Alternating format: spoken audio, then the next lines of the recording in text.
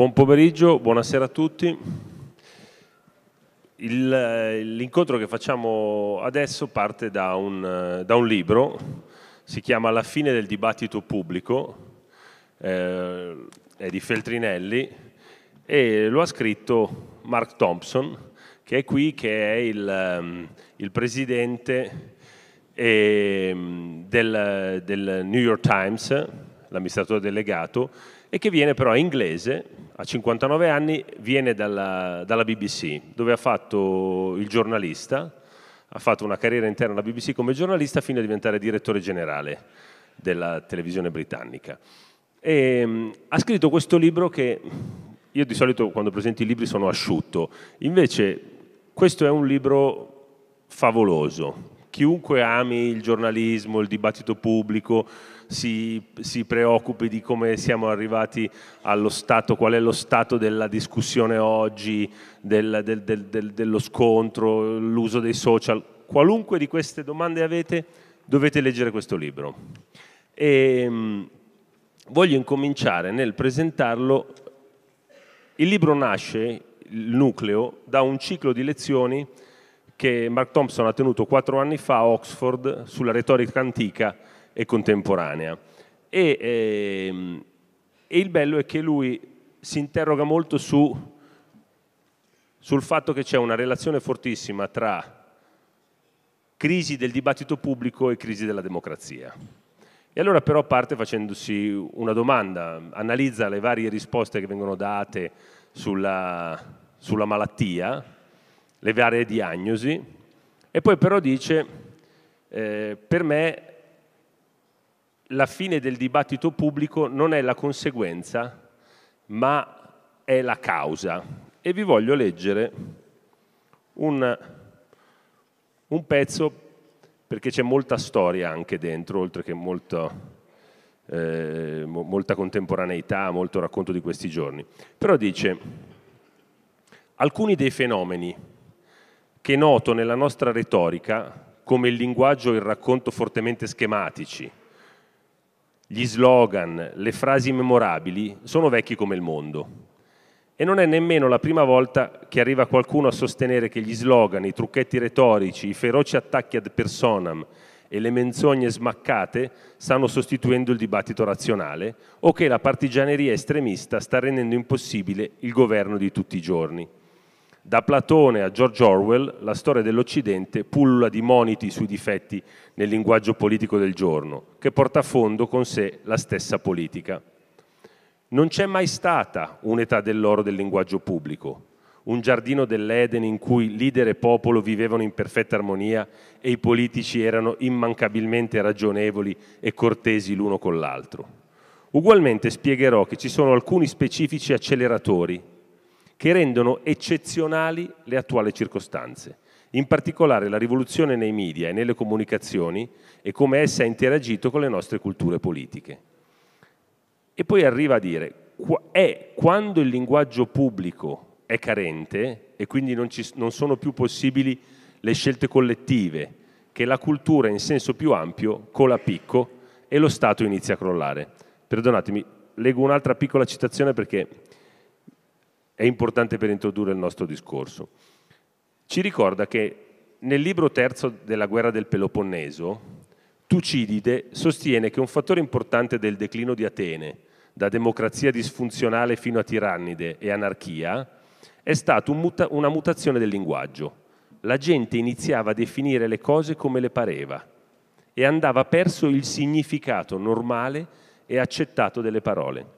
Sallustio, quando racconta la crisi scatenata nel 63 a.C. da Catilina, dice che Catone identificò nel cattivo uso della lingua, in particolare nella scissione tra parole e significato, il fattore causale della minaccia allo Stato. Secondo Catone la società aveva perso i vera vocabula rerum, i veri nomi delle cose. Ecco, io voglio partire da qui, voglio partire chiedendo a Mark Thompson, quando si è rotta questa relazione tra le parole e le cose, tra le parole e il loro significato? Thank you, Mario. And can I begin by asking you to leave La Repubblica and become my publicity manager? It was a fantastic advert for my book. Ci penserò. So I wrote my book because I thought that over my 30-odd years in media, I'd seen things begin to go wrong. You know, as recently as the 1980s and 1990s, I think it was still very possible, becoming harder, but very possible to talk about public policy in ways that ordinary people understood. And somehow or other in the late 90s, things started going wrong. And, you know, what does wrong mean? We've discovered that in recent months that, you know, many Americans, maybe as many as 30% of Americans, don't understand that you can't abolish Obamacare without also abolishing the Affordable Care Act. They've been taught to hate Obamacare because it's a communist plot, but they like the Affordable Care Act because it gives them access to insurance they wouldn't otherwise have, and they don't know they're the same thing, that Obamacare is a name for the Affordable Care Act. So we've reached a point where the public are so distant from the political debate that they don't understand or trust what anyone is saying from the mainstream parties and the elites. And they're very, therefore, susceptible to people who come into this vacuum with a form of language which is very simple, which is very empathetic, which is very appealing, and which says, actually, life is simple. And the populists in Italy, in the United Kingdom, in France, in Germany, in America, are all telling people, don't trust traditional mainstream politicians, don't trust traditional media either. Life is simple. They've all been lying to you. Listen to me instead. And that's possible because of those changes in politics. It's become more possible because of the way in which digital media enables everyone to get their message across. My book begins with Sarah Palin disrupting the healthcare debate in the US in 2009, back 8 years ago, with a tweet, which was also a Facebook posting, where she came up with this phrase, death panels, to suggest that behind Obamacare was an attempt by Barack Obama to decide who lives and who dies, essentially. And it worked. It changed the debate. One tweet can change an entire public policy debate. And so I guess my book is about how this kind of very pungent language, very sharp language, has begun to get traction, and how the traditional language of traditional politicians, which you can hear as recently as Ronald Reagan or Margaret Thatcher, even Bill Clinton, that is no longer trusted. And the risk is when people don't understand public policy, democracy begins to fail. When you can't have a rational debate and everything becomes emotive and about personal attacks and exaggeration, you can't have a debate. And if we can't debate with each other, we can't have democracies. Viene sottolineato nel libro un passaggio in cui si dice che ormai c'è un'allergia alla lettura delle cose lunghe, si cerca lo slogan, le cose brevi.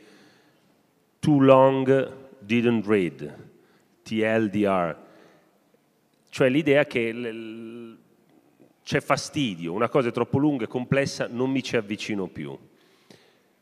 Nel libro a un certo punto racconta, ci sono dei passaggi autobiografici. Mark Thompson arriva alla BBC portando una lettera perché ha visto un concorso in cui prendono dei giovani per 6 mesi e lui arriva semplicemente perché tutti i suoi amici lo hanno fatto, sembra di moda tra gli amici provare a entrare alla BBC, allora lui lo fa, però siccome arriva l'ultimo giorno c'ha paura che le poste non consegnino, va direttamente a metterlo nella buca della posta della BBC per essere sicuro che arrivi e viene preso. È il 79, e sta finendo, schiantandosi l'era laburista e arriva la Thatcher. E lui lì fa esperienza subito di una campagna elettorale di slogan. 4 anni dopo viene mandato per aiutare a fare un programma che si chiamava Breakfast in America, forse, something like that, e viene mandato a New York per un periodo e lì arriva nell'era reaganiana, cioè arriva nell'era in cui vede nascere gli slogan forti di cui Reagan era un campione. Allora, quanto la politica fatta a slogan è stata responsabile di questo cambio del discorso pubblico? Well, I think that in that era, there were very, very powerful slogans, and both Mrs. Thatcher and her marketers, but particularly Ronald Reagan, were very good at very, very brief, clever, often quite witty interjections, which were very memorable. There's a very famous moment in a presidential debate between Jimmy Carter and Ronald Reagan, where they're interesting enough talking about healthcare reform. This keeps coming back, health reform, in my book and in real life. And Carter's got a very long, complicated statement about how the Democrats and he are going to repair American healthcare. And Reagan just begins by saying, "There you go again. There you go again." Which just in a few words says, you Democrats, you love to spend more money, you love to put new laws in place, and just implies, you know, if I become president, it'll be very different, it'll be very simple. But to be fair to Reagan, Reagan was perfectly capable. He was a very clever man, very clever writer of speeches. And if you read his speeches, he often dealt with sophisticated public policy, and he had a very complete register. I think Reagan's a good example. I'm not talking about whether you like his politics or not, about a politician who was able to mix public policy and quite thoughtful ideas. His ideas were very anti-communist, very libertarian ideas in many ways, but with empathy, with humor, and with emotion. And he remains one of the most popular presidents of all time in America because of that. But in that era, politicians are using slogans, they're using marketing techniques, but they're still giving set-piece speeches. Now, if we roll forward to 2016, 2017, Donald Trump, very occasionally, the inauguration address to a degree, the address to Congress in February to a degree, much of what Ronald Reagan's doing is an extraordinary kind of alternative to conventional political language. It's incredibly short. It's you know, often it's simple things like, folks, we've got to build a wall. We've got to build a wall. Walls work. This incredibly precise, instant answers. How are you going to change the American economy? Jobs, jobs, jobs. And it's like the slogans no longer have anything behind them. They're pure slogans. And all of which suggests that everything is simple and easy. And I think what's interesting about the Trump presidency now is seeing that rhetoric about the simplicity of government interacting with the reality of government. But this style of speaking itself has got some ancient roots. When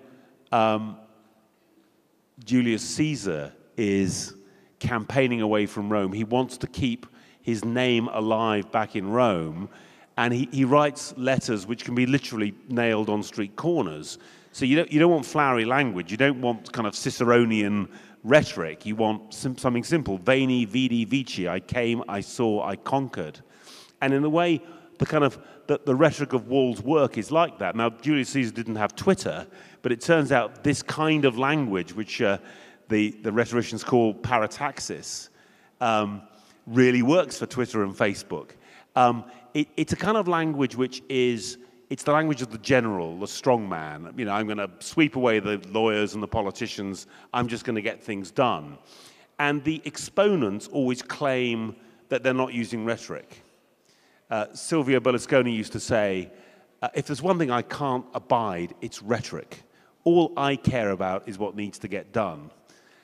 And Donald Trump on the inauguration day said, "The time for empty words is over. Now arrives the hour of action."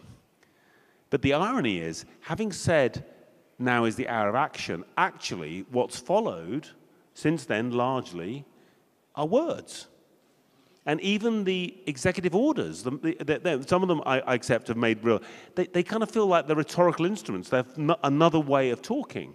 And so, in a way, Donald Trump's, he's conducting a kind of one-man blitzkrieg of tweets and Facebook and one-liners in front of the cameras, very occasional set-piece speeches, very combative press conferences, an incredible number of interviews. An incredible number of interviews. By the way, really several interviews for the New York Times. I mean, despite what he's saying about the Times, he's talking to us a great deal. So it's a kind of government by words in many ways. But what's fascinating is, what is behind the slogans, and I guess we're going to find out. Quanto nella costruzione degli slogan politici ha influito il trasferimento delle politiche di marketing fatte per vendere un prodotto dentro la politica. A un certo punto c'è un capitolo in cui Mark racconta come nel 1937 viene pubblicato un manuale negli Stati Uniti, il primo manuale per venditori, il primo manuale sostanzialmente di marketing, e lo scrive un tale Elmer Wheeler, che da ragazzo lavorava alla pompa di benzina nello stato di New York insieme al padre, e il libro lo comincia dicendo che un giorno lui capisce che forse le cose si possono vendere se si usano le parole in un modo diverso, perché si ferma un commesso viaggiatore e gli fa delle domande, gli dice: ma lei quando fa benzina agli automobilisti che cosa dice? E questo Wheeler dice: ma io gli risposi, alla gente chiedo se vogliono che faccia un 5, un 10, altre volte chiedo soltanto oggi quanta benzina vuole. E il rappresentante gli disse: al prossimo cliente che arriva chiedi, faccio il pieno? Usai quella frase e il conducente mi disse di procedere. Vendetti 15 galloni invece dei soliti 5. Che metodo a prova di bomba per riempire i serbatoi? E poco più avanti racconta, e qui c'è per me tutto Trump, che Wheeler dice: la cosa fondamentale che dovete capire è che la gente formula giudizi lampo, si fa un'opinione su di te nei primi 10 secondi e questo influenza tutto il tuo atteggiamento riguardo a ciò che avrai da dirgli. Allora penso che forse con un po' di ingenuità il primo dibattito tra Trump e Hillary Clinton a settembre, che è stato visto da 100 milioni di persone non nei primi 10 secondi, ma da 100 milioni nei primi 10 minuti, e poi è sceso, se uno lo guardava tutto la sensazione era che avesse vinto Hillary Clinton. Se però uno si guarda i primi 10 minuti, nei primi 10 minuti Trump dice una sola cosa e la ripete più volte. Sono andato stamattina a rivedermi il primo tweet che ho fatto nei primi 10 minuti di quel dibattito, e lui dice: parlo a voi che state in Wisconsin, Pennsylvania e Ohio. Uno è swing state, 2 erano 2 stati democratici. Voi che avete perso il lavoro, io vi dico, mai più i vostri lavori se ne andranno oltre confine. Allora, probabilmente, poi non ha detto come, quando, in che modo, ma probabilmente milioni di persone hanno detto: ma questo non l'aveva mai detto nessuno. Allora, quanto è importante, e voi nel libro poi a un certo punto racconti come Fox News abbia fatto delle analisi sulle persone, e le persone non dicevano questo qua dice delle cose giuste che farà, questo dice le cose che io penso, che mi voglio sentir dire. Quanto è importante in un tempo di crisi sentirsi dire quello che forse nessuno ti ha mai detto?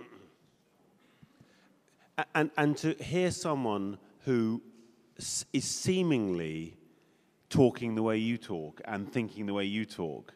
I mean, Donald Trump is a billionaire who lives a very rarefied life, but he found a way of talking to tens of millions of Americans, which they felt was truer, was more authentic than they'd ever heard from a politician. So the title of the book by Elmer Wheeler is it's Tested Sentences That Work. Tested Sentences That Work. And the idea is you empirically try and figure out what language works. What language helps you sell? Do you sell more if you say this than that?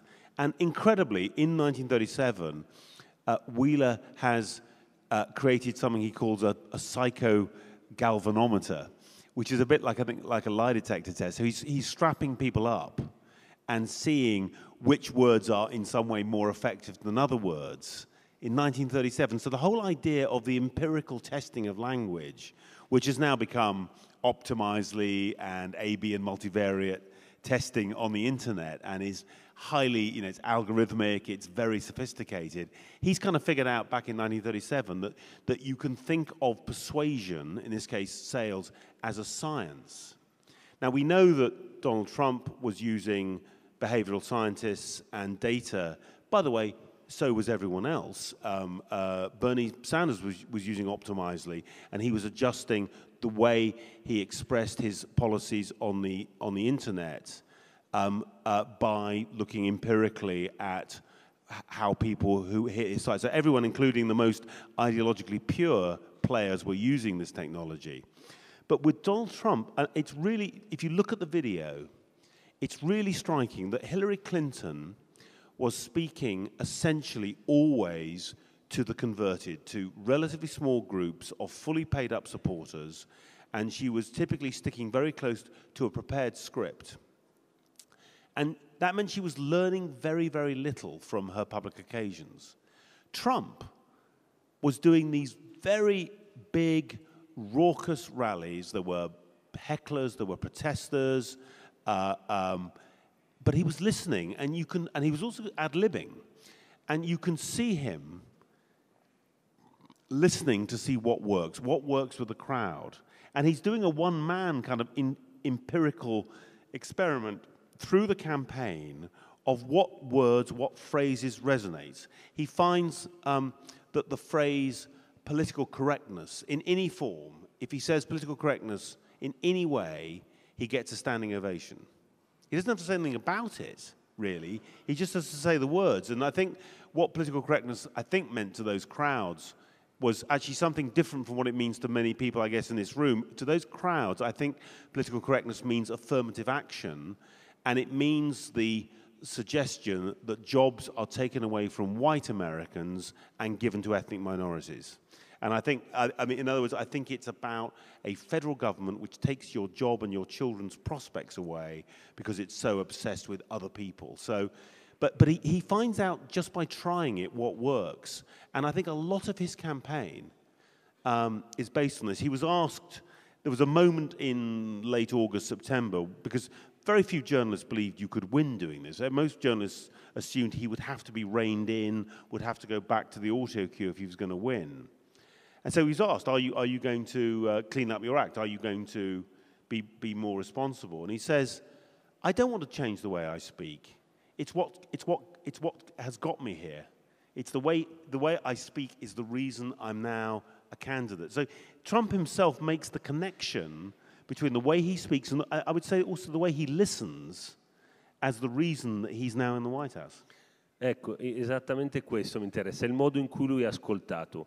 Nel 2004, dopo la seconda vittoria di George W. Bush alla Casa Bianca, il New York Times fece una serie di editoriali e poi un'inchiesta in cui si interrogarono perché non abbiamo capito quello slogan di Karl Rove. Karl Rove disse noi vinceremo le elezioni incendiando le praterie, e cioè parlando di aveva incendiato soprattutto l'area dei cristiani evangelici, parlandogli dei matrimoni gay, dell'aborto, delle cellule staminali. E il New York Times disse non abbiamo avuto abbastanza orecchio a certe parti della società e non le abbiamo capito. E mi ricordo che fece un'inchiesta per esempio sulla religiosità in America, sui comportamenti sociali. Di nuovo questa volta non mi interessa fare il gioco in cui si dice adesso ma i giornalisti non hanno capito niente, non sapevano niente, non è quella roba lì, perché non è neanche vero. Molti di quelli che lavoravano con Trump non pensavano che lui avrebbe vinto, però c'è da interrogarsi come mai lui è stato capace di ascoltare un malessere meglio di molti che lo fanno per professione. Allora, che cosa significa il malessere? Significa avere capito che la rabbia era così forte che le persone non volevano delle ricette complesse, ma volevano qualcuno che gli dicesse andiamo a Washington e rovesciamo il tavolo. L'importante è rovesciare il tavolo, basta, siamo stanchi. Allora, da questo punto di vista c'è un dibattito, per esempio nei giornalisti americani, nel New York Times, sulla capacità di ascoltare?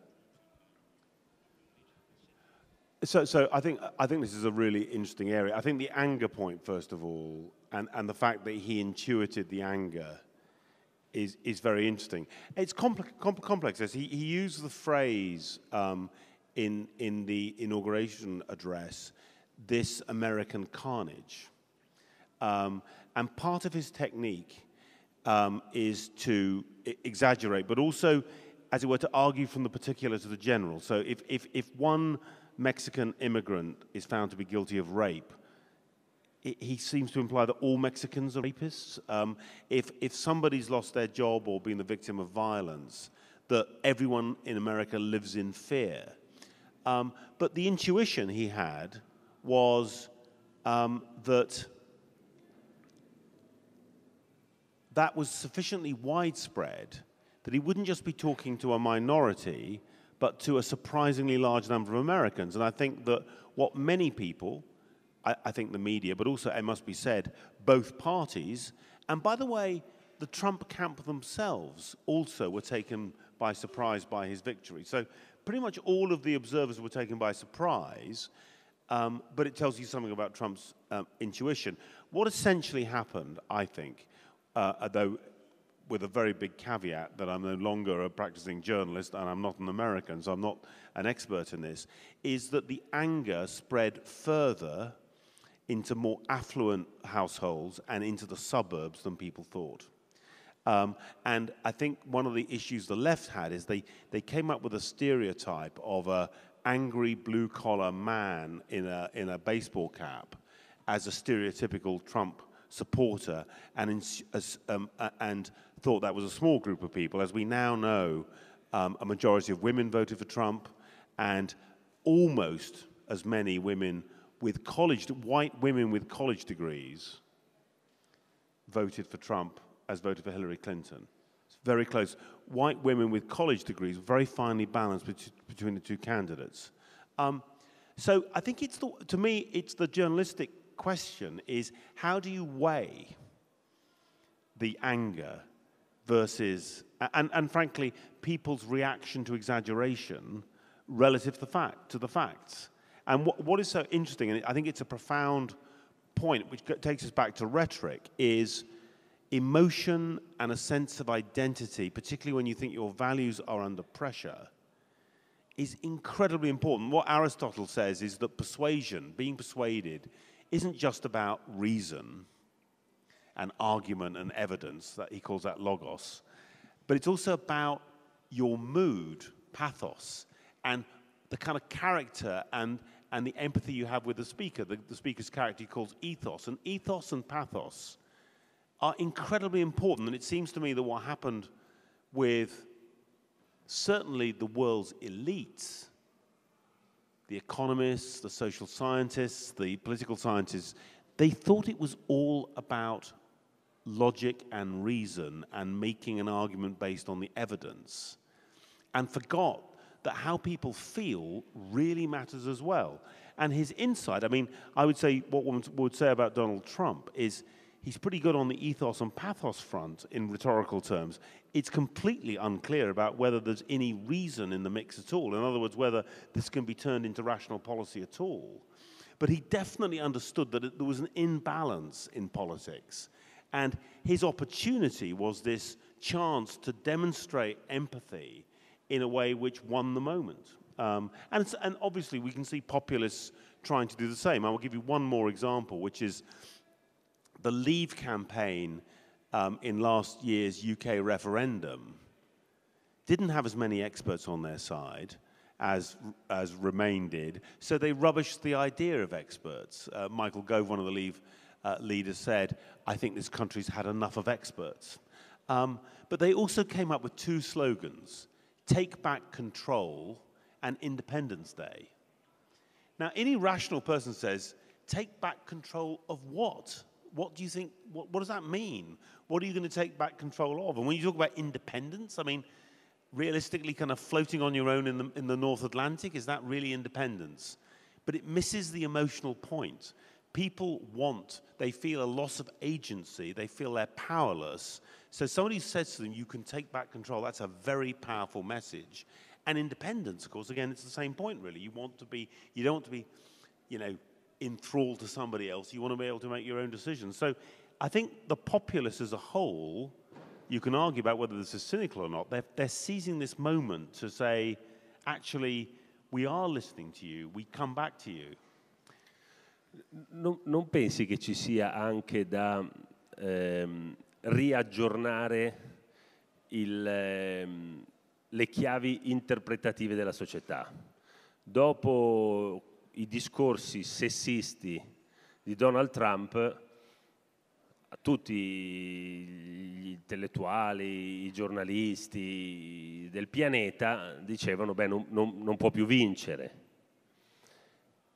A me in quei giorni un mio amico americano che era venuto in vacanza in Italia, gli ho detto beh, non può vincere, e lui mi ha risposto guarda, qualche giorno fa ero a Filadelfia, abbiamo fatto un barbecue di famiglia e un mio cugino, parlavamo e io mentre facevo il barbecue ho detto beh, non può vincere e diventare presidente uno che è così tanto non politicamente corretto. E lui mi ha risposto perché è politicamente corretto che un altro parente abbia perso la casa nella crisi del subprime? È politicamente corretto che mio figlio abbia un debito dell'università che ci metterà 25 anni a ripagare? Tutto questo è politicamente corretto o vi preoccupate solo del linguaggio? E lui mi ha detto, questa cosa qua mi ha sconvolto, perché mio cugino, che ha sempre votato democratico, mi stava dicendo che c'era qualche cosa che lo allarmava di più. I think that's exactly right, and I think further there's some evidence. Tina Brown wrote a very good piece about this in The Guardian. There's some evidence as well that many American women actually felt rather patronized by other women telling them how to vote on the basis of these remarks. And what Tina essentially said is, Tina herself, by the way, would absolutely be very strongly against the remarks and against sexism of any kind, but she said these women are kind of living in communities where sexual harassment and sexist remarks are a fact of life, and that they are coping with it, they're dealing with it, and being told, as it were, by women from the elites in New York and Washington and Los Angeles that means they can't vote for someone. They would rather make up their own minds about that. So I think even the automatic assumption that all women in America would react in exactly the same way as elite liberal women turned out to be a mistake. Tu sei arrivato negli Stati Uniti la prima volta appunto negli anni '80, quando nasceva per esempio CNN, nascevano le televisioni che poi avrebbero fatto 24 ore su 24. Ecco, quanto pensi, cioè io ho la sensazione che il dibattito pubblico e la percezione siano molto cambiate da quando c'è il ciclo informativo continuo, prima televisivo e poi del web. Cioè la nostra dieta mediatica, come fosse, faccio un paragone con la dieta invece, come si dice, alimentare, la dieta alimentare prima aveva colazione, pranzo e cena. La dieta mediatica aveva i giornali la mattina, aveva la radio, aveva il telegiornale la sera. In entrambi i casi, tra una cosa e l'altra, avevamo tempo di digerire le informazioni. Persino i giornalisti televisivi, se stanno in diretta 10 ore di seguito, alla fine non hanno mai tempo per staccare, pensare, prendere le distanze. E quindi noi oggi, anche nell'informazione, è come se mangiassimo un eterno happy hour 24 ore su 24, con conseguenze evidenti di acidità di stomaco, non si sa cosa si mangia, sono sempre bocconi presi qua e là. Allora, in questo, e questo secondo me ti dà una percezione falsata della realtà. Oggi noi negli Stati Uniti c'era la sensazione durante la campagna elettorale, Trump lo ripeteva, che ci fosse molta più violenza contro la polizia, per esempio, che in passato, mentre gli omicidi di poliziotti nel 2016 erano la metà di quelli che c'erano nel 1993. Allo stesso modo, oggi in Italia ci sono molti meno crimini violenti di quanti ce ne fossero 20 anni fa. Allora, però la percezione, siccome tutto ci arriva in casa continuamente, è tutto globale, la nostra percezione di insicurezza è aumentata. Come si cura questo? Tanto se lo condividi, ma poi come si cura? Come si fa a digerire? Well, I think what you say is true. I mean, I say in the book. I mean, there was a moment in 1989, which was a very big year for news. This is now 28 years ago. I remember I ran for much of the Tiananmen Square crisis in China. I was running the BBC's news operation in Tiananmen Square. And, you know, I found myself standing on a bus in the middle of Tiananmen Square with a mobile phone and a camera, a live camera back to, all the way through 2 satellites back to the UK, broadcasting, I think what was at that point the 20th package of the day. Back to London, where it was going to be beamed out to the world. I mean, we used to do like one story and one video package a day. And by this time, we were doing 20 or 30 in a single day. And we discovered this elementary point is you can't have a reporter in front of a camera and also reporting a story. If they're in front of the camera, you have to tell them what's going on. You have to whisper in their ear what's actually happening because they're no longer a reporter. They're a kind of talking head. So this kind of utterly continuous process, which, by the way, robs journalists of thinking time themselves. So the journalists are completely chasing after one thing. It means holding politicians to account is very difficult because by the time, this is particularly a Trumpian phenomenon, by the time the first thing's been checked, already he's moved on to the next thing and you're checking the next thing. So at the Times, the New York Times, what we're trying to do, we are trying to give both journalists and audiences space and time. Our articles on average have been getting longer, not shorter, and actually that works. I think the business of the length of article, I think we've got to be careful of not losing faith in our audience. I think if we've got great journalism and great stories, I think people will stick with longer stories. And I think it's very important that we continue to pursue stories even when they're out of the headlines and try and finish the story. But this means you need an enormous newsroom. We have between 1,300 and 1,400 people in our newsroom because covering the news, given the sheer amount of news now, needs colossal resources. We've been putting more. We've already put $5 million more into the newsroom budget for this year. We'll probably put another $5 million in the current year because of the scale of the story. What I want to say is that the right answer to complicated stories and fast-breaking stories is more and better journalism.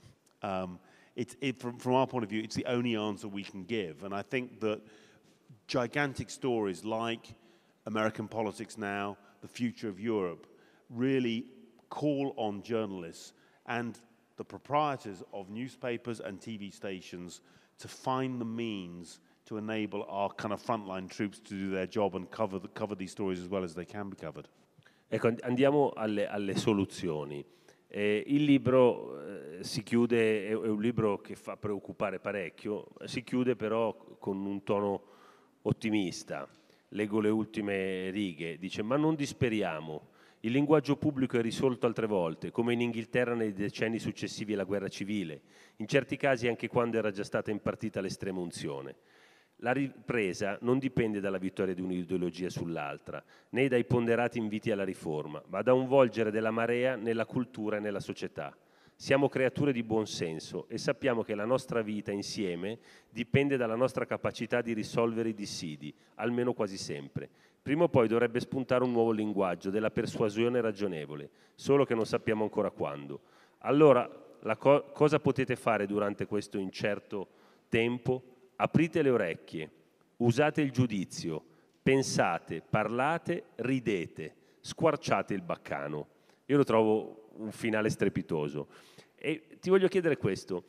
Intanto c'è ridete, che in tempi cupi mi sembra una cosa bellissima, e anche squarciate il baccano. Ma non pensi, tu sostanzialmente dici serve un'informazione equilibrata, razionale, condivisa, non continuamente conflittuale.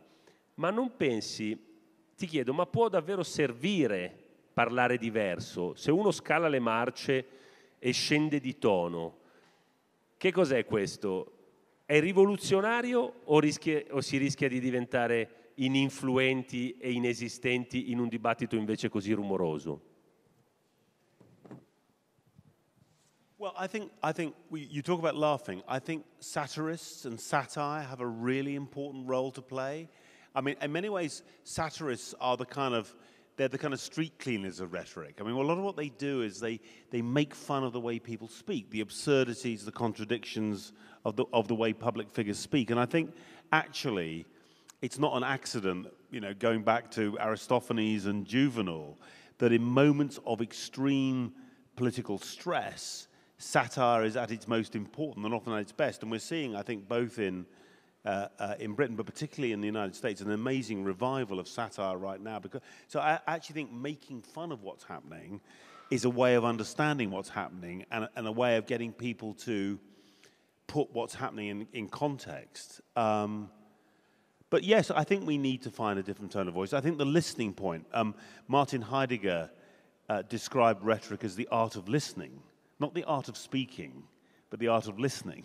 And I think the idea that helping our children to develop the critical faculties to listen and to discriminate is itself really important. And I think that the ultimate solution to fake news is not going to be algorithms which kind of flag what's true and what's not true. It's going to be having a generation of users who have got a sense of how you tell and what's the difference between journalism you can trust because of its provenance, because you can see the reporter, you know who the reporter is, because you know it comes from La Repubblica and you can write to Mario if you're not happy with it. There's a kind of accountability there.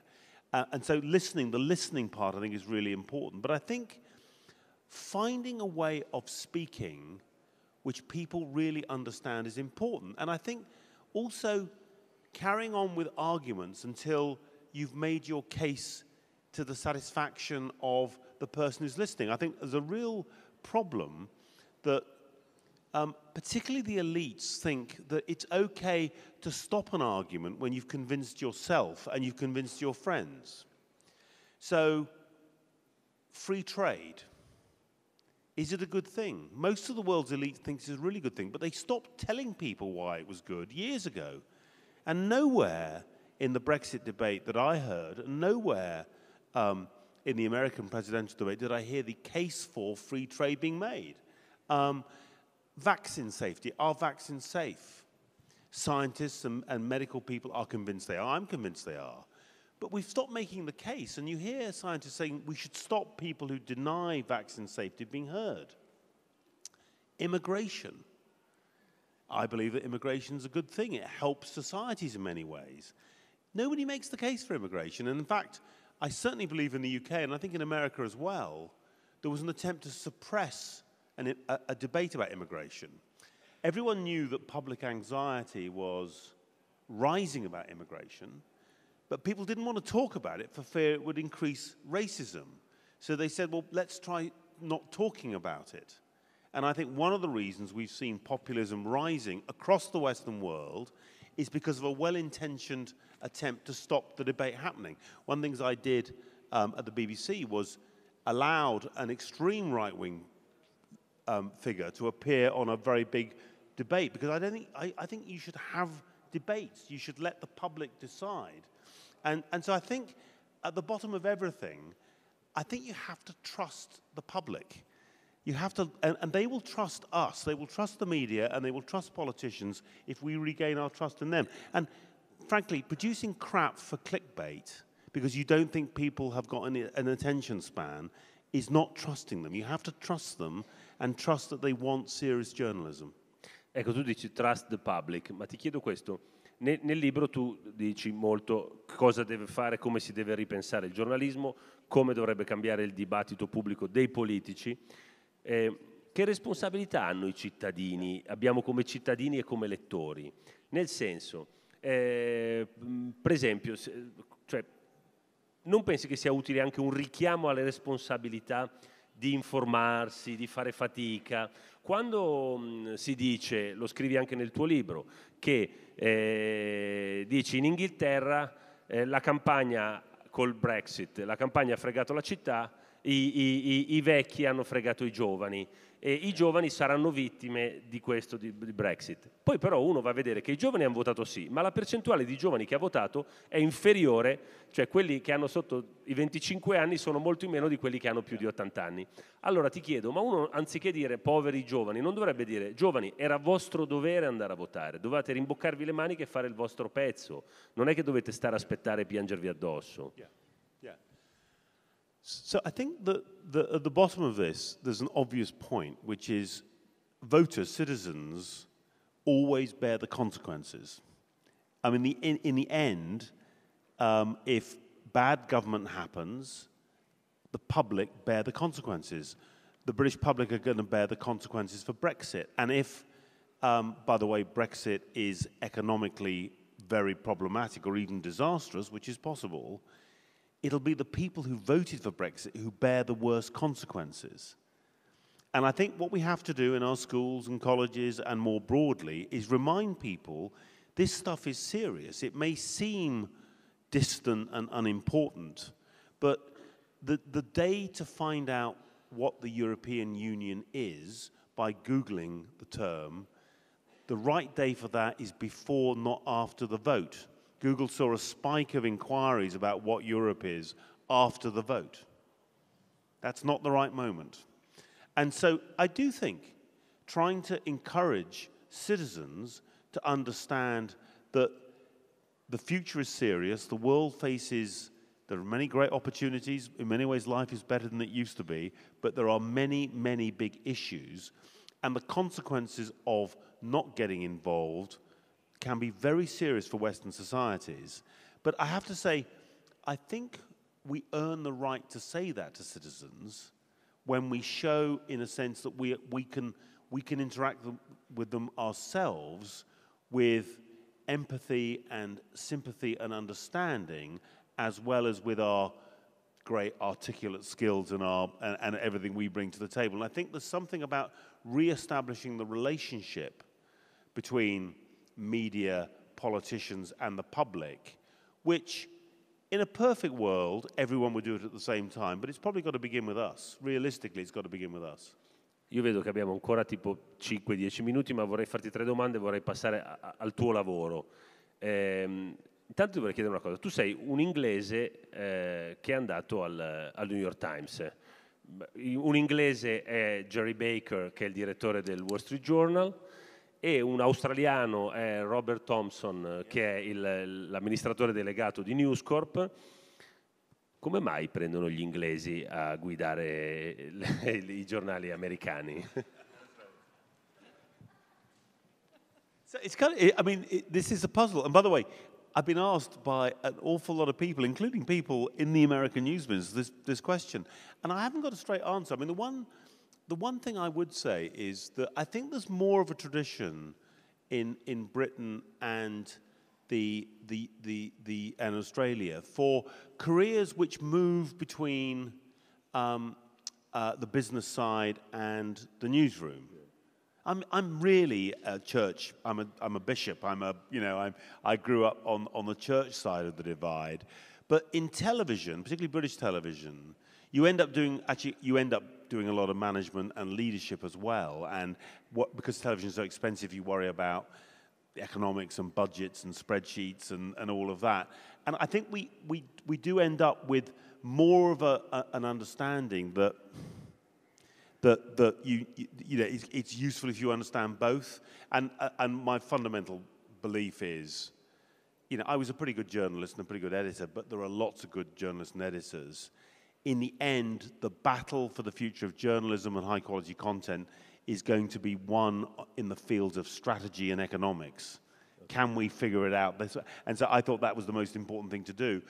But I think that's partly to do with that. The other thing is that the UK, as people will know, and Australia are both brutally competitive media markets. I mean, they are very, very tough markets. They're just the character of what happens and the often rather brief periods that people are in key jobs. If you don't perform, you're out. Means there's a sense of urgency in those markets. And in some ways, I think that the as it were, New York media was looking for some urgency, and maybe we provide that as well. Ok. In questo più c'è stata un'altra cosa, che quando sei diventato 4 anni fa, appunto, sei passato al New York Times a gestire il New York Times, venivi da una televisione. Questo in alcuni ha destato un po' di scandalo. Jeff Jarvis, che forse è da queste parti, che è sempre qui, disse in un'intervista: chi crede che ci sia differenza tra giornali e TV nel 2012 fa un grosso errore. Tra l'altro poi è curioso anche che invece a dirigere la BBC, le news della BBC, sia andato un giornalista di carta come James Harding, che veniva dal Times, e quindi anche lì c'è stato un incrocio. Davvero pensi oggi che ci sia, che quello che dice Jarvis sia giusto, che non c'è più differenza tra giornali e televisioni? Look, there are skills which are distinct to both. There are many creative skills which are still different in visual journalism and indeed even TV compared to journalism based on the written word and on photojournalism. So there are still many specialist skills you need which are different. But convergence, which was talked about for decades before it happened, convergence is now obviously happening. It's just happening. It's a fact of life. And disruption is happening to TV as well as media. And I would say that questions like, how do you understand your audience deeply? How do you connect your audience? How do you think about the expression of journalism on a smartphone, which is capable of doing both TV-like experiences and newspaper-like experiences? How do you think about internationalizing what you do, reaching out to global audiences, which was definitely something I was involved in heavily at the BBC? And how do you think about change inside proud legacy organizations? So organizations with amazing histories, amazing brands, but some rigidity. How do you think about change which is going to be creative and collaborative and positive, rather than being a brutal series of cuts and kind of feel like it's a downward spiral? That all of those things are more important in leadership terms than the specifics of the medium. Faccio una domanda interessata. Quando è finito questo incontro, qui ce n'è un altro in cui faremo un dibattito e presenteremo un documentario che ha prodotto Repubblica. È la prima volta che produciamo un documentario su Giulio Regeni, sulla sua morte, sui suoi ultimi 9 giorni al Cairo. E abbiamo pensato che ormai, se uno produce un reportage, un long form journalism, non può più fare soltanto lo scritto, e per cui abbiamo fatto insieme un lungo reportage, questo documentario e una serie per il sito, una web serie che ci sarà la prossima settimana. Allora voglio chiedere, quanto nella strategia del New York Times sono importanti i video? So I think that in the broader sense, video, i.e.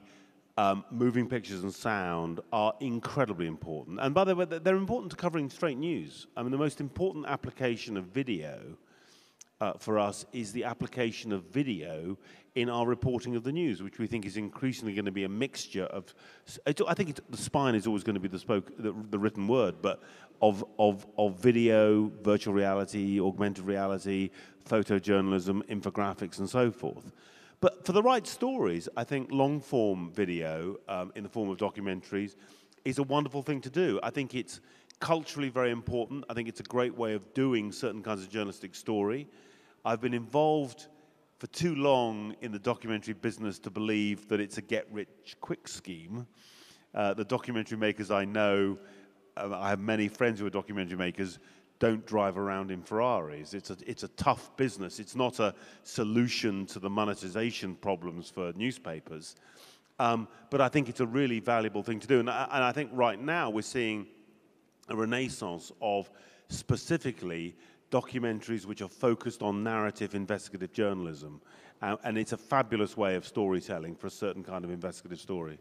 Ultima domanda, abbiamo finito, brevissima. Ormai siamo a 5 mesi dall'elezione di Trump e a quasi 100 giorni che lui è presidente. Quanto davvero sta aiutando i tuoi conti e i tuoi budget Trump presidente? Well, I mean, it's one of the, sort of dirty little secrets of journalism that bad news is good for business. The end of the world will be great until it isn't, sort of thing. And it's true, there's a lot of focus on what's happening. There's many Americans are focused on the news far more than they would be. We, in the last 3 months of 2016, added more digital subscribers than we did in the whole of 2013 and the whole of 2014 put together, and it continues. So we're doing our jobs. We're not creating the news, we're covering the news, but it's true, this is a period where we have great confidence that our thesis about the future of journalism, which is quality journalism, will find an audience who is hungry to understand the world, and that audience will pay for it and will pay for it on digital. We believe that our view of the future of a viable business model with advertising, but based on a deep relationship with a paying audience, will work and is already proving itself. Grazie a Mark Thompson, grazie a tutti voi.